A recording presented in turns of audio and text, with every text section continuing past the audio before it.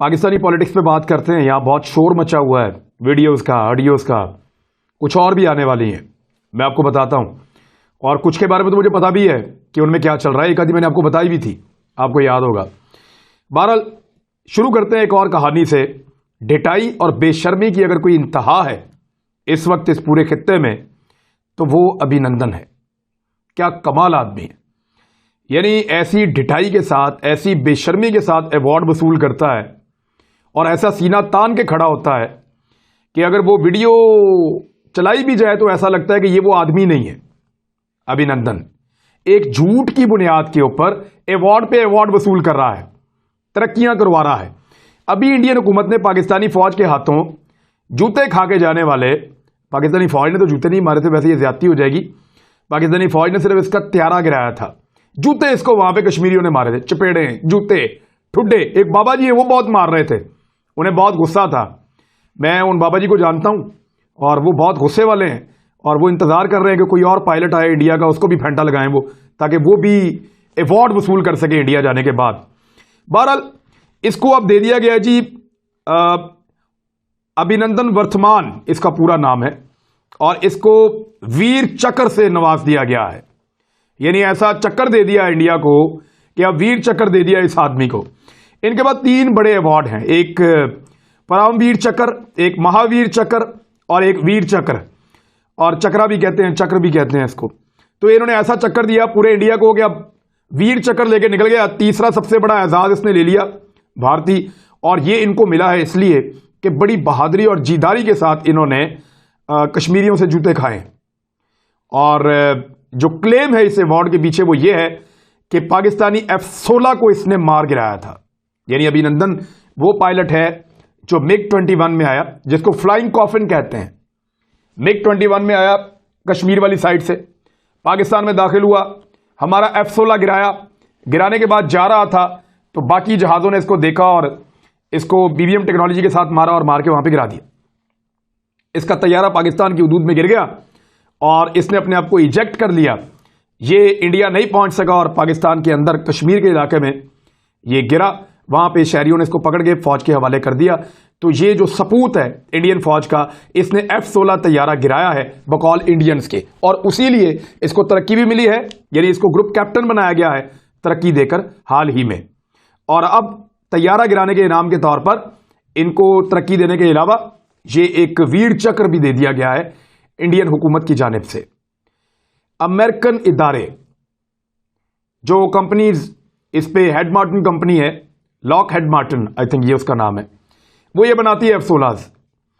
انہوں نے, اور ان کے پر ریکارڈ ہوتا ہے اپنے ہر طیارے کا, دنیا میں انہوں نے جہاں بھی دیا. یہ ترکی کو بھی دیتے ہیں, پاکستان کو دیتے ہیں, دنیا کے اور ملک ہیں ان کو بھی دیتے ہیں. تو F-16 دنیا میں 1 درجن کے قریب ملک جو ہے وہ استعمال کرتے ہیں. تو یہ F-16 جو طیارے ہیں ان کو پتا ہوتا ہے ان کا ایک ایک طیارہ کہاں ہے, کون سے طیارے میں کیا پرابلم آئی ہے.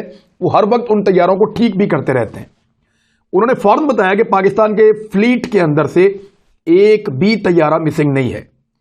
امریکن گورنمنٹ نے, امریکن اداروں نے, سب نے کنفرم کیا کہ پاکستان کے طیارے پورے کے پورے ایک بھی مسنگ نہیں ہے. تو پھر کون سا خیالی طیارہ گرایا ہے ابھینندن نے؟ کمال درجے کی ڈٹائی, کمال درجے کی بے شرمی اور کمال درجے کی بے حسی چاہیے اس لیول پہ آنے کے لیے جو ابھینندن کے پاس اور بھارتی حکومت اور فوج کے پاس ہے. تو بہت مبارک ہو بھارتیوں کو ایسے سورما. میری دعا ہے کہ ابھینندن جیسے ہزاروں پائلٹ بھارت میں پیدا ہوں جو نام روشن کریں بھارت کا پوری دنیا میں, اسی طرح جیسے ابھینندن نے روشن کیا ہے. اب آئیں خبر وہی والی جس پہ ہم پہلے بات کر رہے تھے. تو خبر یہ ہے کہ سما ٹی وی نے پورا کا پورا نیریٹو اڑا کے رکھ دیا ہے PMLN کا, جو انہوں نے نورانی صاحب سے کام کروایا تھا, احمد نورانی سے. وہ کیونکہ غیر ملکی پاکستان سے باہر بھاگے ہوئے ہیں, پاکستان کے اندر وہ رہتے نہیں ہیں اور PMLN کے لیے کام کرتے ہیں. اس سے پہلے PMLN کے لیے کام کر کے معافی بھی مانگ چکے ہیں احمد نورانی صاحب. انہوں نے یہ جو ایک آڈیو کلپ جاری کیا, اس آڈیو کلپ کا پورا پوسٹ مارٹم سما ٹی وی نے کر دیا. آپ کو تھوڑا پورشن دکھاؤں, یہ ذرا سنیں. آپ کو میں آڈیو سنا سکتا ہوں, آپ یہ ذرا سنیں. دونوں آڈیوز ایک دوسرے سے کتنی ملتی ہیں. ایک وہ ہے جو جوڑ کے بنائی گئی ہیں اور بنانے کے بعد اس کے اوپر ایک شور لگا دیا گیا ہے, اور دوسری وہ ہے جو ریئلی اس تقریب کے اندر چیف جسٹس بات کر رہے تھے. تو کہاں کہاں سے کون کون سا جملہ کاٹ کے اکٹھا کر کے ایک ایسی آڈیو بنائی گئی جس سے یہ محسوس ہو کہ چیف جسٹس آف پاکستان کسی سے ٹیلی فون پہ بات کرتے ہوئے اقرار جرم کر رہے ہیں. ثاقب نثار صاحب ذرا یہ سنیں, آپ کو بڑا مزہ آئے گا. یہ سنیں سما نے کیا کیا. Let me be little blunt about it. بالکل جائز ہے, بالکل جائز ہے. میں نے اپنے دوستوں سے کہا کہ جی اس میں کچھ کیا جائے. میں نے اپنے دوستوں سے تو جی دیکھا آپ نے کہ کس طرح سے ایکسپوز ہو گیا سارا معاملہ. اب اس کے اندر کچھ لوگ کہہ رہے ہیں کہ کچھ جملے اور بھی ہیں کہ خان کو لے کر آنا ہے یا فلاں کو جو ہے وہ نکالنا ہے. تو میں آپ کو اس کے بارے میں ایک چیز بتاتا ہوں. آپ انٹرنیٹ پہ جائیں اور جا کر لکھیں وائس چینجر. وائس چینجر کی اپلیکیشن آپ مانگیں انٹرنیٹ پہ, اپنے موبائل سے آپ مانگ لیں اپلیکیشنز میں جا کے. یہ سافٹ ویئر آپ کو مل جاتے ہیں اور بڑے بڑے شاندار سافٹ ویئر ہیں. بہت سارے پیسے خرچ کر کے بھی آپ کو لینے پڑتے ہیں اور بہت ساری ایکسپرٹ کمپنیز بھی موجود ہیں. مثال کے طور پہ میں ایک جملہ اگر بولوں جو میاں صاحب خود تو کبھی نہیں بولیں گے, کہ جو پاناما پیپر میں سٹوری چھپی تھی میرے یعنی نواز شریف کے بارے میں, وہ سٹوری بالکل ٹھیک تھی, اس میں کچھ غلط نہیں لکھا تھا, بلکہ موقف جو عدالت کا تھا وہ بالکل ٹھیک تھا. اب یہ بات میں نے کہی اپنی آواز میں, اگر وہ سافٹ ویئر میسر ہوں اب انہیں خرید لیں یا ان کمپنیز کے پاس چلے جائیں تو ایگزیکٹلی یہی جملے میاں نواز شریف صاحب کے لہجے اور آواز میں چلے جائیں گے.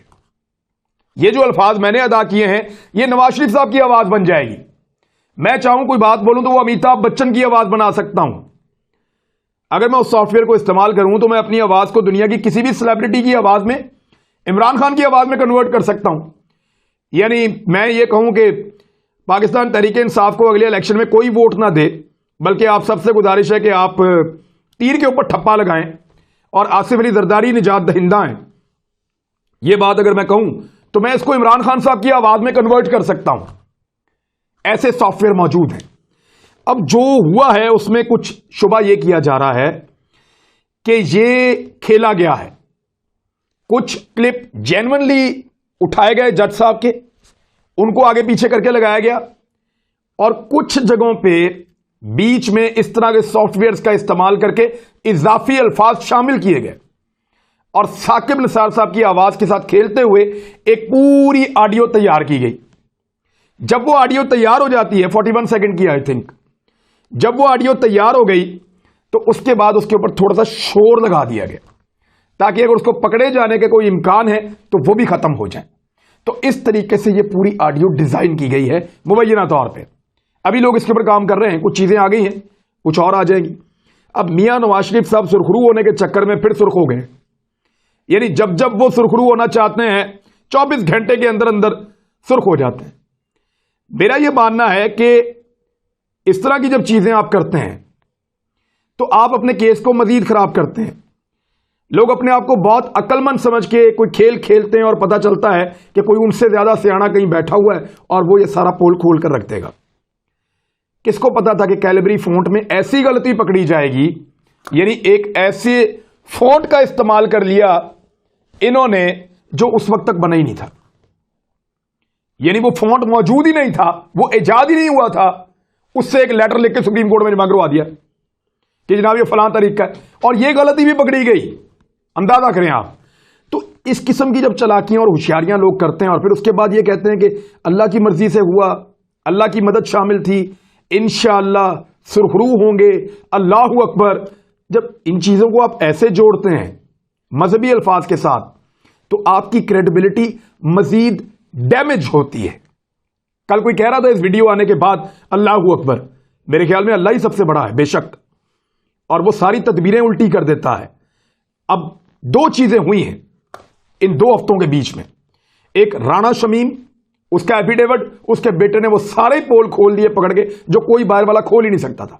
انہوں نے بڑے اچھے تعلقات ہیں میاں صاحب سے, ہم تو جیل میں بھی ملتے جاتے رہے ہیں ان کو, اتنا اچھا تعلق ہے, ہم تو ان کے الیکشن لڑتے رہے ہیں, اتنا اچھا تعلق ہے, بچوں کی طرح ہمیں رکھتے ہیں, اتنا اچھا تعلق ہے, میرے پاس پنجاب میں عہدے بھی تھے, میرے والد صاحب تو ہمیشہ ان کو ملتے ہیں. اس نے سارے پول کھول دیے. وہ ساری چیزیں جو نون لیگ چھپا رہی تھی, وہ یہ بتانا چاہتی تھی کہ یہ نیوٹرل جج ہے پول کھول رہا ہے, وہ بتا دیا یہ کارکن جج ہے پول نہیں کھول رہا, ساتھ دے رہا ہے. اور ان چیزوں کے اوپر پی ایم ایل این کبھی بھی کورٹ میں نہیں جاتی. اچھا، تو گیرٹ ڈسکوری جو یو ایس کی فرم ہے، جو لیبارٹری ہے، وہاں پہ بھی رابطہ کیا پاکستان کے کچھ صحافیوں نے، اور جب ان سے رابطہ کیا تو انہوں نے بات کرنے سے انکار کر دیا. انہوں نے کہا جی آپ نے کیا کیا، کیسے کام کیا؟ بندہ ہی چھٹی پہ جس نے کام کیا تھا، یعنی بندے سے کام لیا، بندہ چھٹی پہ، اب وہ بندہ موجود نہیں ہے، نہ بندہ ہوگا نہ بندے سے بات کروائیں گے. وہ بھی بہانے کر رہے ہیں، کوئی کسی سوال کا جواب نہیں دیتے. حالانکہ ایسی چیزیں جو لوگ کرتے ہیں وہ بڑا کھل کے اپنا موقع بتاتے ہیں کہ جناب ہم نے یہ کیا ہے، یہ 100% ٹھیک ہے، جہاں چیلنج کرنا آپ جا کر کریں. لیکن وہ ایسی کوئی بات نہیں کر رہے. وہ کہتے ہیں جی ہمیں منع کیا گیا ہے. جن لوگوں نے ہمارے سے یہ ایگریمنٹ کیا ہے کہ فرانزک کریں اس ویڈیو کا، انہوں نے ہمیں منع کر دیا کہ ہم کسی سے بات نہیں کریں گے، ہم کسی کے ساتھ کوئی رابطہ نہیں کریں گے، یا کسی کو اس بارے میں کوئی جواب نہیں دیں گے. تو یہاں سے اور بھی زیادہ مشکوک ہو جاتا ہے یہ سارا معاملہ. ایک اور چیز میں آپ کے سامنے رکھتا ہوں، یہ علی احمد کرد اینڈ کمپنی، یعنی میرے لیے بڑے ہیرو رہے ہیں یہ ایک دور میں، جب یہ پرویز مشرف کے دور میں جب یہ عدلیہ کی آزادی کی تحریک چلا رہے تھے، ہم بھی پیچھے پیچھے بھاگتے تھے بطور جرنلسٹ. ہم لوگ ان کو سپورٹ کرتے تھے وکلا کو. اس وقت جب پولیس ان کے اوپر اٹیک کرتی تھی ہم ان کے ساتھ کھڑے ہوتے تھے. ایون ان کو اپنی گاڑیوں کے اندر ہم نکال لیتے تھے کئی جگہوں سے وکلا کو، کہ یار ٹھیک ہے پولیس مار رہی ہے، وکلا ان کا ساتھ دینا چاہیے. لیکن انہوں نے ہمیں کون سی بلا دی تھی آپ کو یاد ہے؟ علی احمد کرد اینڈ کمپنی نے اس دور میں پرویز مشرف صاحب بار بار یہ کہتے رہے، اور یہ بات زبان زد عام ہے کہ پی ایم ایل این اور پیپلز پارٹی نے بہت فنڈنگ کی تھی وکلا کی تحریک کے لیے. وہ پاکستان سے باہر بیٹھے ہوئے تھے، یہاں فنڈنگ کر رہے تھے، اور یہی وکلا استعمال ہو رہے تھے. یہی لوگ پہلے بھی مہروں کی طرح استعمال ہوئے. علی احمد کرد اینڈ کمپنی یہ اس وقت بھی بہت چلا کر ایک جرنیل ایسے یہ بات کرتے تھے. اس وقت بھی بڑے جوش کے اندر یہ نعرے لگاتے تھے، بال ہلا ہلا کے بات کرتے تھے. ہمیں افتخار چودھری کا تحفہ دے کر گئے، یہ اس کے فیصلوں کے جرمانے ہم آج تک بھگت رہے ہیں. اس نے اپنے پورے خاندان کو اقتدار کے جھولے دیے. اس کے بیٹے نے ریکارڈ قائم کیے، یعنی عجیب و غریب ریکارڈ ہے، اس کے اوپر الگ ویڈیو کی جا سکتی ہے. اس کے خاندان نے موجیں لوٹ لی افتخار چودھری نے، اور وہ ایک متنازع جج بن گئے پاکستان کی تاریخ کے. یہ تحفہ دے کر گئے تھے ہمیں، اور تب بھی یہ ایکٹیو ہوئے تھے میاں صاحب کے کہنے پہ، اور میاں صاحب کے مبینہ طور پہ. میاں صاحب کے یہ بہت قریب رہتے ہیں، ہمیشہ میاں صاحب کو پیار کرتے ہیں، ان کے ساتھ ان کی بہت تصاویر بھی ہیں. یہ لوگ بہت پسند کرتے ہیں میاں صاحب کو. اس کے بعد میاں نواز شریف صاحب کا دور آیا، یعنی 2013 کے الیکشن کی دھاندلی ان کو نظر ہی نہیں آئی. علی احمد کرد اینڈ کمپنی ساری غائب. اس کے بعد جہاں جہاں زیادتی ہوتی رہی ان کو کوئی نظر ہی نہیں آیا.